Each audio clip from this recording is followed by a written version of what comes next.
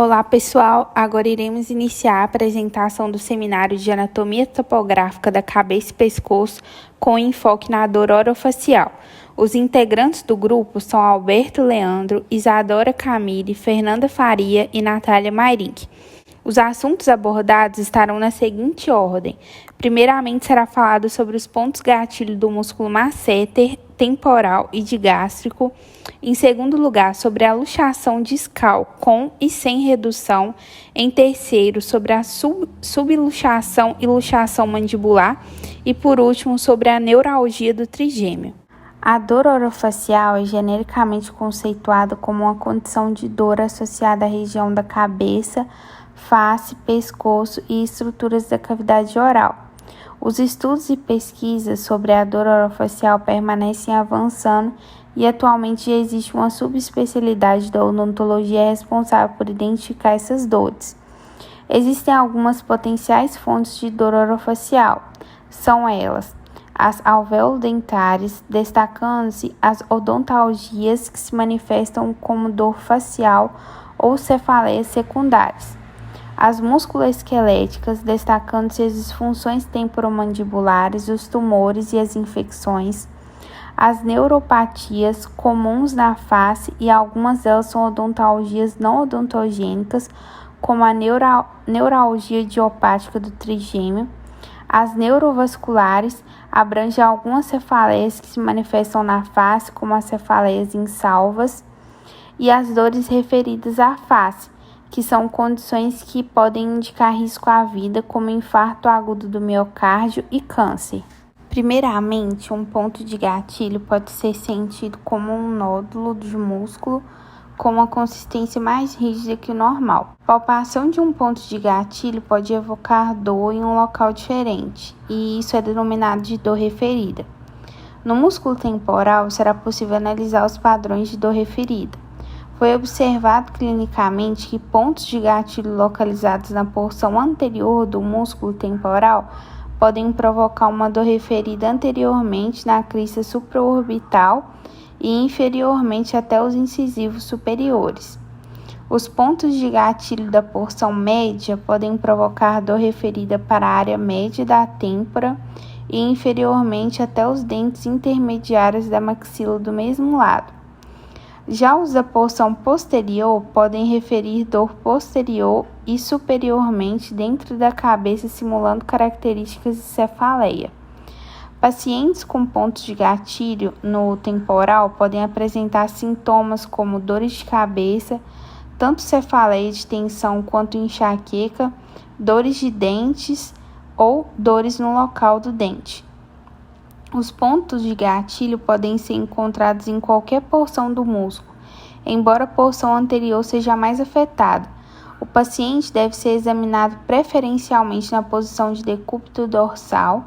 A mandíbula deve estar parcialmente aberta em um grau de alongamento necessário para otimizar a palpação.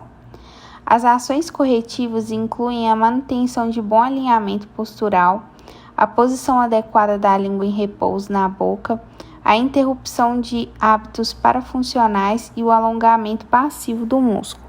O músculo masseter é frequentemente associado a casos de pacientes com disfunção temporomandibular, sendo reportado como um músculo que mais provoca dor referida. Os pontos de gatilho na parte superficial do masseter provocam dor referida na região inferior da mandíbula, dentes molares, respectivas gengivas, terço médio do arco zigomático da maxila e orelha. Os pontos gatilho da parte profunda tendem a provocar dor referida difusamente à área média da bochecha, na região do músculo pterigóide lateral e às vezes na região da TM. A parte profunda pode também causar zumbido na orelha ipsilateral. Pacientes com pontos de gatilho no masseter comumente apresentam sintomas de dor na região zigomática, como uma sinusite, dores de dente e dificuldade para abrir totalmente a boca. Além disso, o músculo masseter pode restringir o fluxo venoso dos tecidos subcutâneos e infraorbitais. Essa oclusão pode gerar edemas abaixo do olho. A maior parte da musculatura do masseter pode ser examinada de forma eficaz com a palpação em pinça com um dedo no interior da bochecha e outro no exterior. O dedo no interior da bochecha pode sentir melhor a musculatura do que o que está externamente, porque a glândula parótida fica entre a pele e grande parte da porção média da fibra do músculo, onde muitos pontos de gatilho do masseter estão localizados. As ações corretivas para esse músculo incluem manutenção de uma boa posição de repouso efetiva da língua, correção da postura da cabeça anteriorizada, eliminação de comportamento parafuncionais, controle do estresse e autoliberação do músculo, tanto intraoral quanto extraoralmente. No músculo digástrico, nós vamos encontrar padrões de dor referida diferentes para os dois ventres. Os pontos de gatilho no ventre posterior provocam uma dor referida na região do esternocleidomastoide, na garganta, sob o queixo e no occipital. Já o ventre anterior provoca uma dor referida nos dentes incisivos inferiores, na crista alveolar abaixo deles e na língua.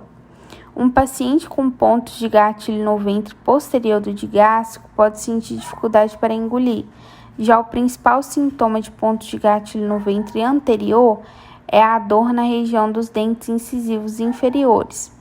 O ventre posterior do digástrico está localizado atrás do ângulo da mandíbula e é encontrado deslizando o dedo para cima em direção ao lóbulo da orelha ao longo da borda interior do músculo esternocleidomastoide, pressionando o dedo para dentro contra os músculos do pescoço adjacente.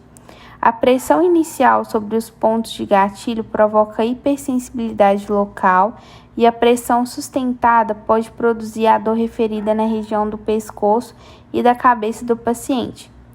Já para identificar o ventre anterior do digástrico, o dedo é colocado abaixo da ponta do queixo, medialmente à borda inferior da mandíbula. O músculo é então palpado da mandíbula para o hioide com a palpação plana para identificar quaisquer pontos de gatilho. As ações corretivas incluem correção da postura anteriorizada da cabeça e instrução na posição de repouso da língua. Instruções sobre uma boa mecânica corporal e ergonomia são essenciais, juntamente com exercícios de autoliberação miofacial e de autoalongamento. Bom, antes de explicar sobre a luxação discal, é necessário falar um pouco sobre a articulação temporomandibular. A ATM é uma articulação composta do tipo sinovial e ela é considerada composta porque é formada por 3 componentes, 2 ossos e um disco interposto. Bom, as superfícies ou faces articulares da ATM são formadas pela eminência articular e pela fossa mandibular do osso temporal e também pelo côndilo ou cabeça da mandíbula.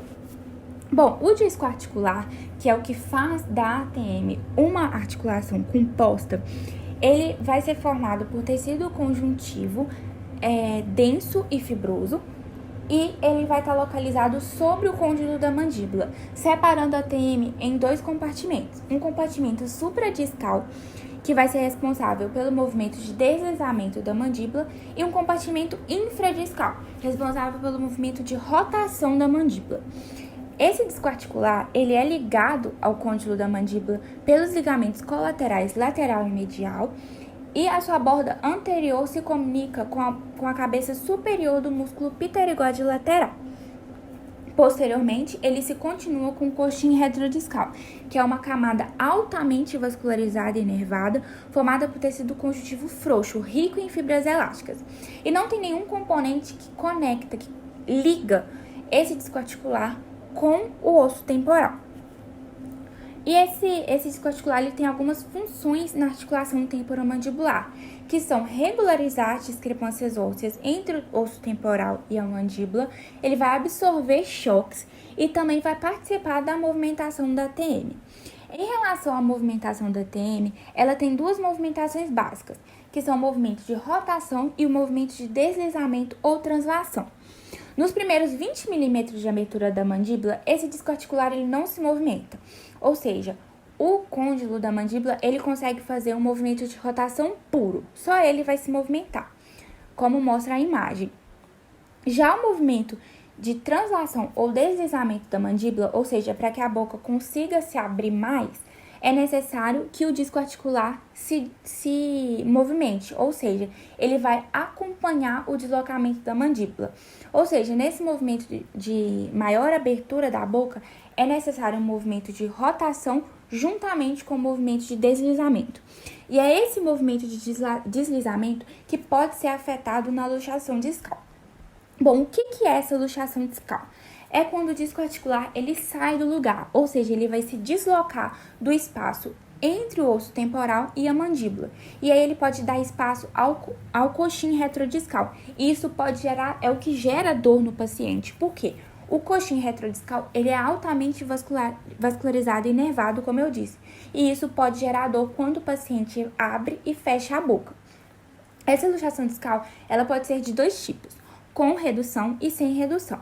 Na luxação com redução, ela é mais simples, porque o paciente vai conseguir abrir e fechar a boca normalmente, porque o côndilo consegue se movimentar da parte de trás do disco articular para o centro do disco, ou seja, para o local onde o disco vai estar localizado e o côndilo vai voltar para o seu lugar de origem normalmente. Só que nesse movimento de abertura e de fechamento, vai ter um barulho de estalo ou ploque. Já no movimento de redução, que é a luxação discal sem redução, que é a situação mais grave da luxação, o côndilo da mandíbula ele vai permanecer sempre atrás do disco articular, ou seja, ele não vai conseguir sair de trás do disco articular. E isso vai impedir a abertura total da boca, ou seja, o paciente não vai conseguir fazer um movimento de deslizamento completo da mandíbula. E nesse vídeo vai mostrar a luxação discal e essa diferença da luxação com e sem redução.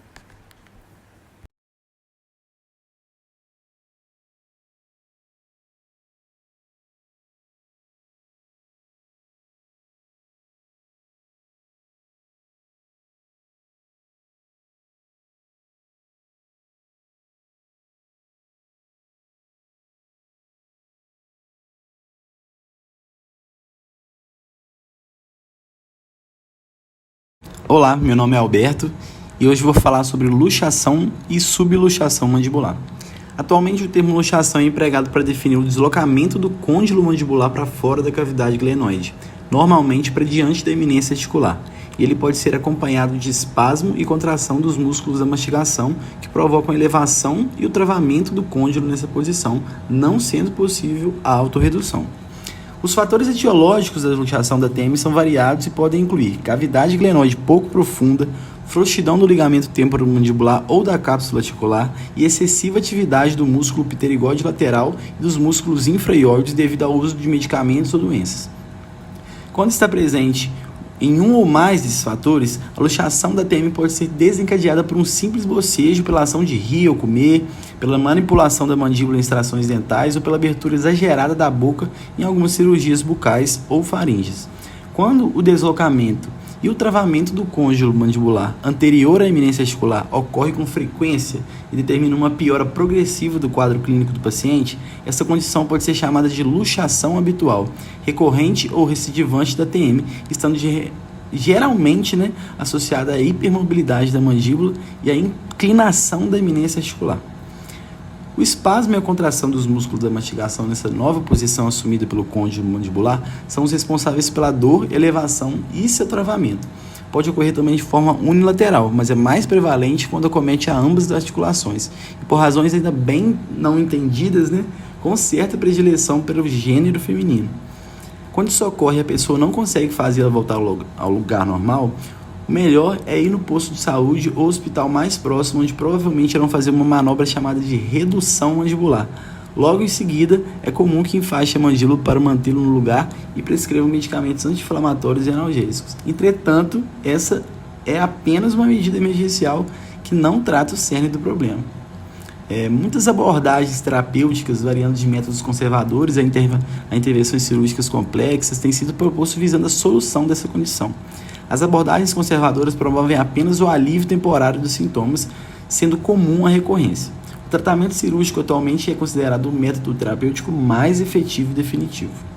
Os tratamentos cirúrgicos da luxação recidivante, recorrente da TM, visam basicamente a obtenção de dois objetivos distintos: restringir a abertura bucal, aumentando a eminência articular, com o uso de anteparos que se interponham à trajetória do côndilo mandibular ou promovem movimentos mandibulares livres para a remoção da eminência articular por ostectomia.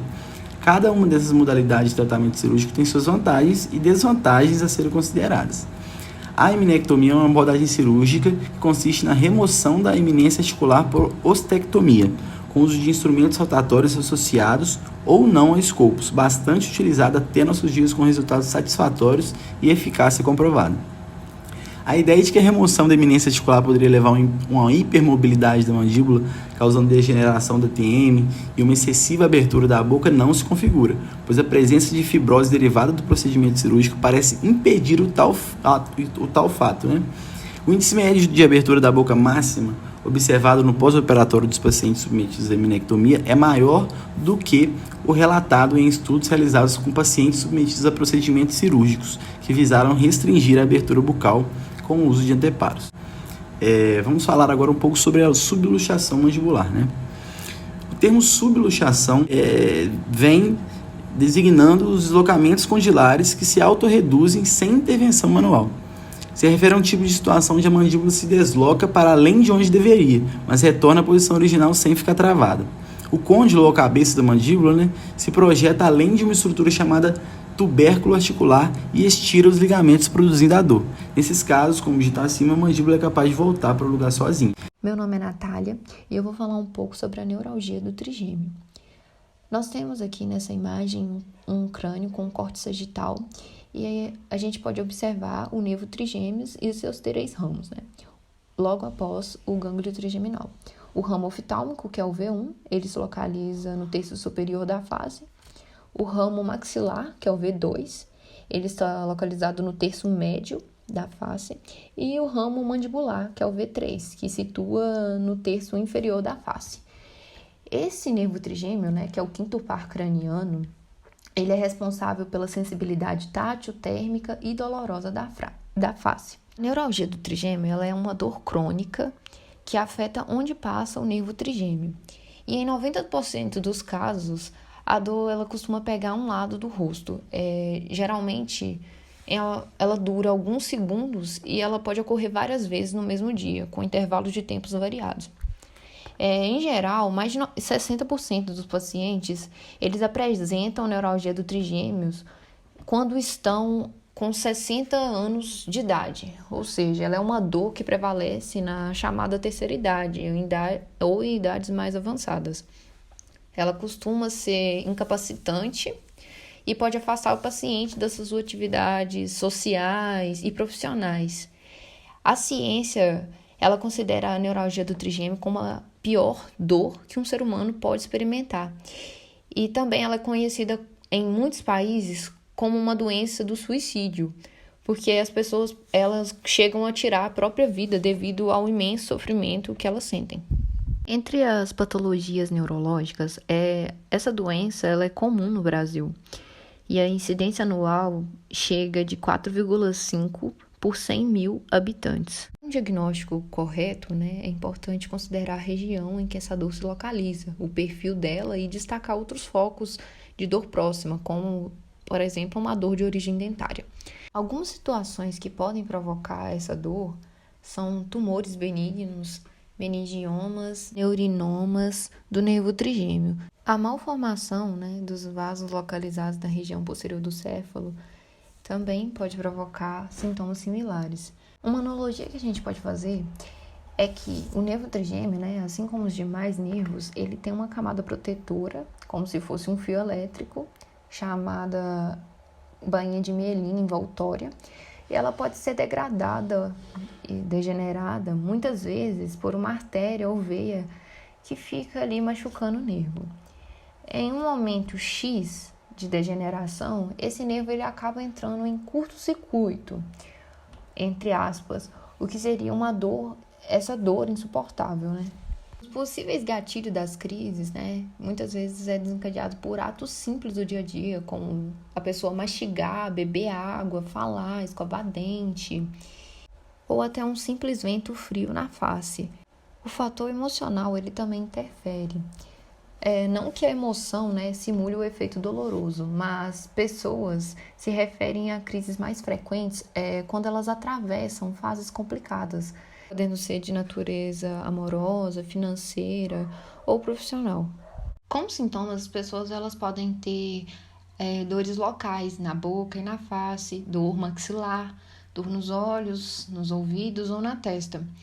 E, geralmente, sensorial, elas costumam ter choques, formigamentos, alguma queimação desconfortável, hipersensibilidade ou até mesmo sensibilidade à dor.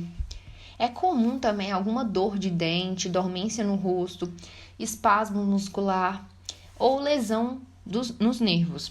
O problema dessa dor é que ela causa uma crise chamada paroxística e ela recorre vários episódios ao longo do dia, geralmente em alguns segundos, esses episódios. Mas essa crise ela pode durar semanas ou até mesmo meses. O paciente fica livre da dor, né, entre as crises, só que esse período de remissão, né, com o passar do tempo, ele torna-se menor. E depois aumenta a frequência e a intensidade da dor, o que se torna pior durante o passar do tempo. Nessa imagem a gente pode ver que a área da dor ela é dividida em 3 ramos, né, do nervo trigêmeo, como já falado anteriormente. E no V1 a gente pode ver que ele afeta a testa, o nariz e os olhos. O V2, né, que é o segundo ramo, ele afeta a pálpebra inferior, a lateral do nariz, a bochecha, a gengiva, lábios e dentes superiores. E o V3, ele afeta a mandíbula, os dentes inferiores, gengiva inferior e lábio inferior. Como tratamento, nós temos o controle de medicação, que os médicos podem usar diferentes tipos de remédio para tratar, só que essas medicações, elas diminuem os disparos anormais do nervo, o que causa a dor, mas não são 100% eficazes e ainda têm os seus efeitos contralaterais. Quando o diagnóstico é que alguma veia ou artéria esteja machucando esse nervo, o paciente tem a opção de fazer uma cirurgia para poder afastar esses elementos. Atualmente, o tratamento mais eficaz é a lesoterapia, que ela age na regeneração das células nervosas. Os efeitos eles são percebidos até 24 horas após a aplicação. A medicação, então, é gradualmente removida e as sessões passam a ser menos frequentes até a completa retirada da dor. Assim, a lesoterapia passa a ser um tratamento, né, alternativo ou adjuvante para a resolução e não tem contraindicação e muito menos efeito colateral, além de ser indolor e não invasiva. E, por fim, nossas referências